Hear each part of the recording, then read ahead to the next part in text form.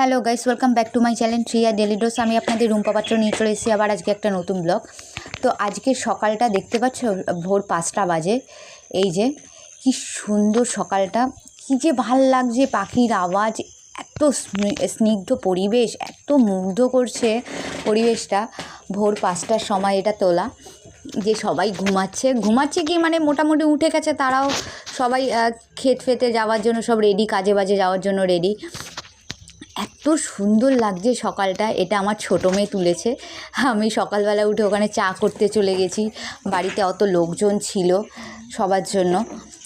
তো সেখানে আমার ছোটো মেয়ে কিছু কিছু ক্লিপগুলো তুলেছে। কী যে ভাল লাগছে পরিবেশটা দেখো। এখানে একটা দাদু বসে রয়েছে, পাশের বাড়িরই দাদু। উনি আবার চলে যাবে, উনিও কাজ করে, ওনার বাড়িতে গরুও আছে। কি সুন্দর যে লাগছে পরিবেশটাই দেখো। অনেকে চান করতে নেমেছে। এই পুকুরটাতে আমরাও চান করি। এটা আমাদেরই বাড়ির রাস্তাটা।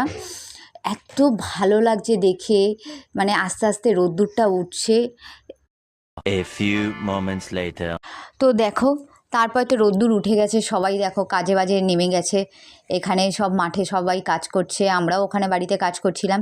এখানে পাশের একটা পুকুরে জলটা সবাই তুলছে, পুকুরটা খালি করছে, তো মাছটা ধরা হবে। সেটা সবাই মিলে আমার বাড়ির লোকেরাই গেছে ওখানে। আমার বর, আমার ভাসুর মানে দাদা ভাই, তারপরে তোমার আমার বাড়ির 2 ছেলে ছিল, বড় ছেলে ছোট ছেলে। তো আমার মেয়েরা তো পাশে দাঁড়িয়ে দেখছে। তারপরে হচ্ছে আমার জায়ের মানে দিদি ভাইয়ের ভাইও ছিল। মানে এত ভালো সবাই মিলে দেখো কাজ করছে। আর তারপরে পরের দিনকাই আমরা বেরিয়ে পড়েছি বাড়ি যাব বলে, ওর জন্য রেডি হয়েছি। মানে অনেক দিন পর একটু লিপস্টিক লাগিয়ে মেকআপ করেছি। তো চলো গ্রামটা ঘুরতে বেরিয়ে গেলাম, তোমাদেরকে গ্রামটা দেখাবো বলে।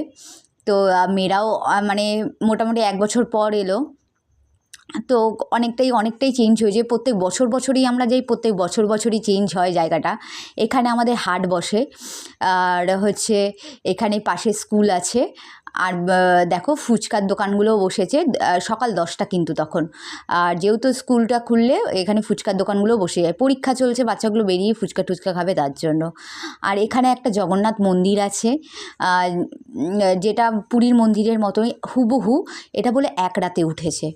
আর তার পাশে শ্মশানকালী মন্দিরটা, সেই মন্দিরটাও বলে 1 রাতে উঠেছে। কতটা সত্যতা আছে আমি জানি না, কিন্তু এখানকার লোকেরা বলে এই যে সেই মন্দিরটা। আমরা তো মন্দিরের ভেতরটা যেতে পারবো না, এর আগেও আমি যতবার এসে এই মন্দিরের ভেতর গেছি। মন্দিরটা এখন গার্ড করে দেওয়া হয়েছে, সুন্দর করে ফুল গাছ ফাছ লাগানো হয়েছে। আগে কিন্তু এইসব কিচ্ছু ছিল না। আমি বিয়ে হয়ে এসেছে 15 বছর ধরে দেখেছি এখানে কিচ্ছু ছিল না। এই 2-3 মানে 5 বছর হলো এগুলো সব সমস্ত করা হয়েছে। আর এই যে শ্মশানকালী মন্দিরটা, ভেতরে তোমাদের ঘুরে দেখাতে এবার পারিনি, তার জন্য দুঃখিত।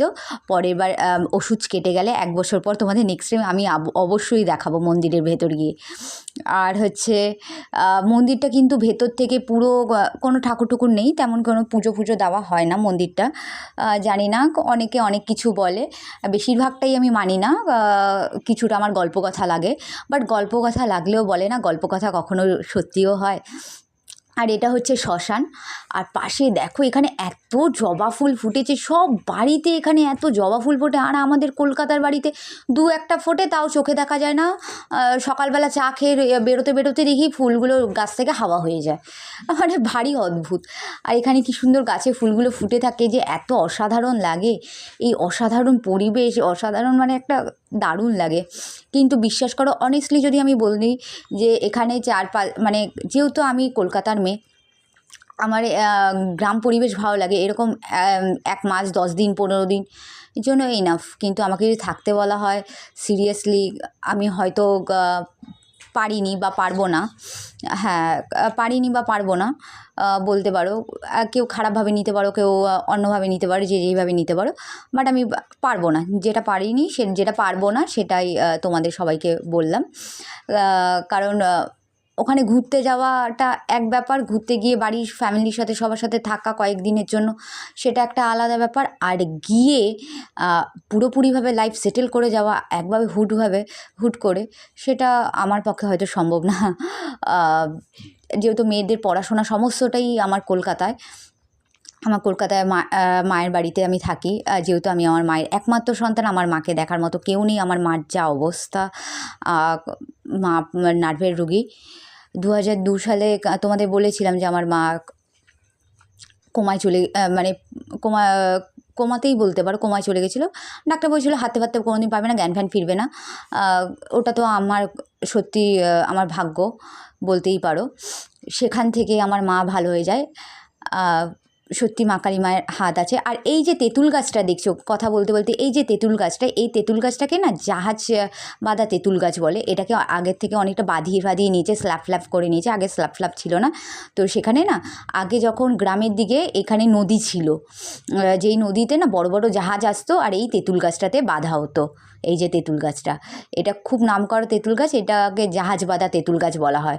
এখানে জাহাজ বাঁধার যে তোমার রশ্মিগুলো বলে, রশ্মিগুলোকে কী বলে, দড়িগুলো বলে, ওই দড়িগুলোর কিন্তু দাগও। 1 hour later. Good morning friends. এই যে কালকে রাত্রিবেলা কলকাতায় ফিরলাম বাড়িতে দেশ থেকে।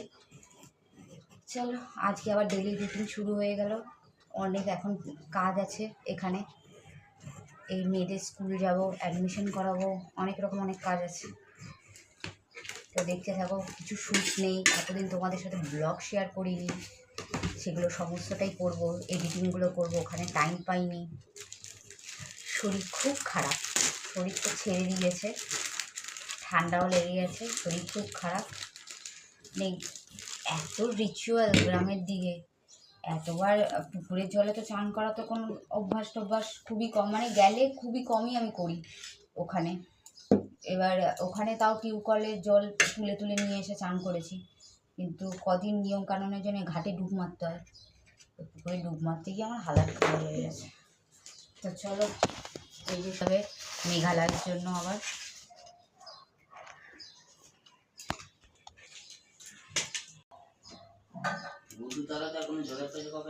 না